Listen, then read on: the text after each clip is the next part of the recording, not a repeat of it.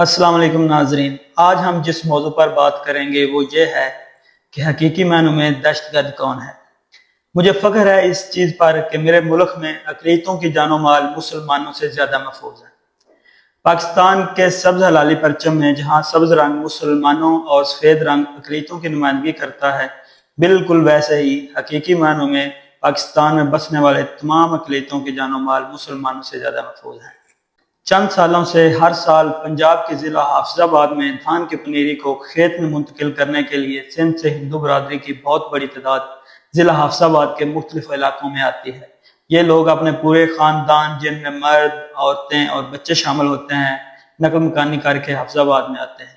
منجی کی فصل کے لیے مقامی لوگوں کی نسبت سستی لیبر مہیا کرتے ہیں، جن سے کسانوں کو بہت فائدہ حاصل ہوتا ہے۔ لوگ مختلف علاقوں میں جھونپڑی بنا کر ان میں رہتے ہیں۔ مقامی لوگ جہاں ان کی رہائش کے لیے جگہ فراہم کرتے ہیں، وہاں ان کی چھوٹی موٹی ضروریات کا بھی خیال رکھتے ہیں۔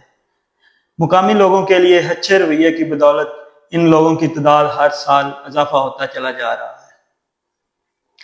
اس سال 1 مئی سے ہی ہندو برادری کی آمد کا سلسلہ شروع ہو گیا ہے۔ ان لوگوں کا کہنا ہے کہ منجی کا سیزن شروع ہونے سے قبل گندم کی باقیات میں سے یہ گندم نکال لینے کے ساتھ مقامی سطح پر مزدوری کر لیں گے۔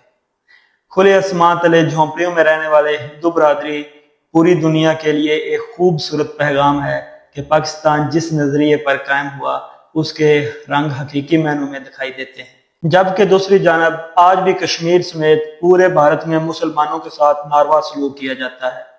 بھارت کے اندر اور کشمیری مسلمانوں پر اس حد تک ظلم و ستم کیا جاتا ہے جنہیں دیکھ کر بین الاقوامی انسانی حقوق کی تنظیمیں چیخ رہی ہیں۔ بھارت نے کچھ سال پہلے ہی اپنی فلموں کی سٹوریوں کے ذریعے پاکستان کو دنیا میں دہشت گرد ثابت کرنے کی جھوٹی اور ناکام کوشش کی۔ آپ نے سوشل میڈیا کو استعمال کیا۔ اب جب 5G کا دور ہے، زمینی حقائق کو چھپانا ناممکن ہے، تب بھارت نے پہلگام جیسا جھوٹا ڈرامہ رچایا۔ الحمدللہ پاکستان بھارت کو کسی بھی حملے کا منہ توڑ جواب دینے کی بھرپور صلاحیت رکھتا ہے، اور بھارت اس سے قبل بھی پاکستان کو متعدد مرتبہ آزما چکا ہے، مگر پاکستان نے ہمیشہ تحمل اور بردباری کا مظاہرہ کیا۔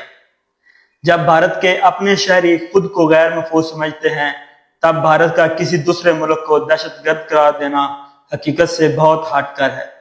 قدرتی پانی کو روکنے سے بڑی دہشت گردی کیا ہو سکتی ہے؟ دنیا میں پاکستان ایک پرامن ملک ہے جہاں مسلمانوں کے ساتھ ساتھ بسنے والی ہر اقلیتی برادری کے جان و مال مسلمانوں سے زیادہ محفوظ ہے، اور ہمیں ہر پاکستانی کو اس چیز پر فخر ہے۔